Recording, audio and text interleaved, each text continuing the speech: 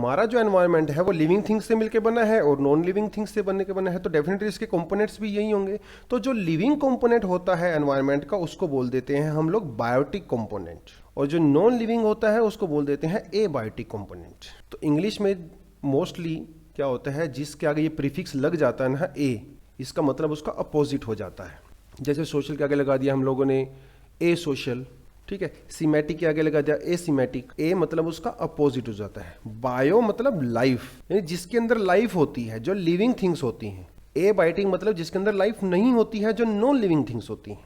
जैसे ये माउस ए बायोटिक है, ये पेन ए बायोटिक है, they are not living things, organic components तो नहीं है इनके पास। जो एयर है मेरे आसपास, जो ऑक्सीजन है जिसको मैं इनहेल कर रहा हूँ, that is also a biotic component.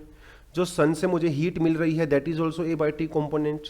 यही एनवायरनमेंट के कंपोनेंट्स होते हैं, biotic components and abiotic components. जिन दोनों के कॉम्बिनेशन से हमारा एनवायरनमेंट बड़ा है, और ये दोनों का कॉम्बिनेशन जब मिल जाता है they impact our lives.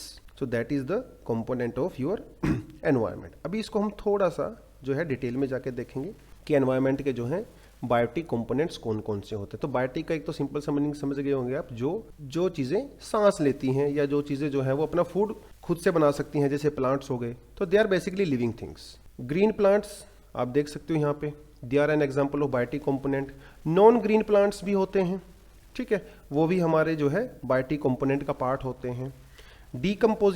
Decomposers यानी कि जब कोई चीज़ मर जाती है, चाहे वो कोई प्लांट हो चाहे कोई एनिमल हो, जब वो लोग मर जाते हैं वो लोग सड़ जाते हैं। बेसिकली मरने के बाद जो पड़े रहते हैं तो वो सड़ जाते हैं। वो सड़ते क्यों हैं? क्योंकि उनका डीकम्पोजिशन हो रहा होता है। कुछ बैक्टीरियाज होते हैं, कुछ फंगी जो होते हैं वो उनको डीकम्पोज करते हैं।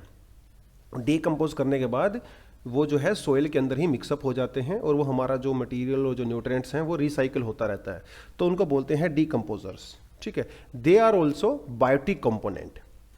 दे आर, चाहे वो कोई बैक्टीरिया हो चाहे कोई फंगी हो, they are also biotic component. Parasites basically जो दूसरे की बॉडी पे रहते हैं, उनको हार्म करते हैं, ठीक है, और उनके ऊपर डिपेंडेंट होते हैं। जैसे किसी के सर में जो है जुएं हो जाती हैं, है ना, फिर आप वो दिन भर ऐसे सर को खुजाते रहते हैं, जुएं काटती हैं, क्योंकि वो जुएं क्या करती हैं, आपकी जो सर की स्किन होती है वहाँ से वो न्यूट्रिएंट्स लेती हैं, उसको खाती हैं। So you feel some sort of itching. आपने डॉग्स को देखा होगा कई बार, डॉग्स के कानों के आसपास, उनके बालों में जो है वो इस तरह के जो है पैरासाइट्स हो जाते हैं, जैसा कि आप यहाँ पे देख सकते हो। जो बफेलोज वगैरह होती हैं उसके यहाँ पे भी इस तरह के जो है चीज़ें हो जाती हैं, they are called parasites.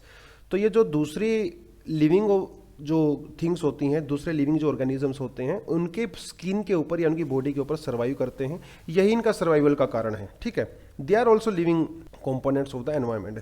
Symbiotes का मतलब होता है कि जब दो लिविंग ऑर्गेनिजम्स जो हैं वो एक दूसरे के ऊपर डिपेंड करते हैं, उनको बोलते हैं हम लोग सिम्बायोट्स। कई बार आपने ऐसा देखा होगा कि जो बफेलोज वगैरह होती हैं जब वो ग्रेजिंग करती हैं, तो इस तरह से आपने कुछ बर्ड्स को देखा होगा कि जो उनके आसपास घूमते रहते हैं, या फिर उनकी बॉडी के ऊपर चढ़ के जो है कुछ कीड़े वगैरह होते हैं यहाँ पे इनकी बॉडी के ऊपर, तो इनको वो खाते रहते हैं। तो it's a symbiotic relationship. Symbiotic in the sense के जो एनिमल्स होते हैं इनकी बॉडी पे जो हार्मफुल जो चीज़ें होती हैं वो उसको कंज्यूम करते हैं, तो इनको बड़ा बेनिफिट है। इनको तो बेनिफिट है ही, और इनको बेनिफिट है कि इनको फूड मिल रहा है, इनको बेनिफिट है कि इनको जो हार्मफुल जो पैरासाइट्स थे वो कम हो रहे हैं। तो इट्स अ सिम्बायोटिक रिलेशनशिप, है ना, कि इससे दोनों का फ़ायदा है।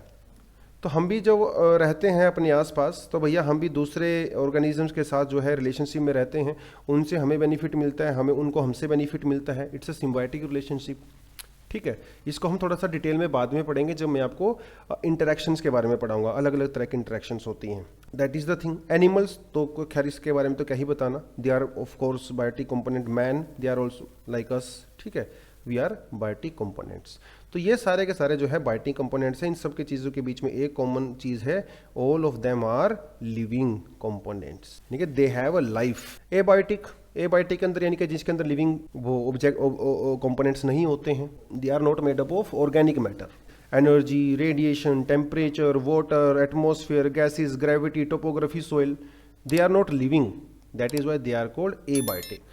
तो ये जो सारी चीज़ें हैं जो एबायोटिक हैं, इनके साथ जो बायोटिक थिंग्स होती हैं, तो ये जब सारी की सारी दोनों चीज़ें आपस में मिलती हैं, कंबाइन करती हैं, और वो हम लोगों को जो है सराउंड करती हैं, तो हम लोगों को इम्पैक्ट करती हैं, उसी से बनता है हमारा एनवायरनमेंट। तो when these biotic components and abiotic components they come together and they impact our lives, that is called your environment.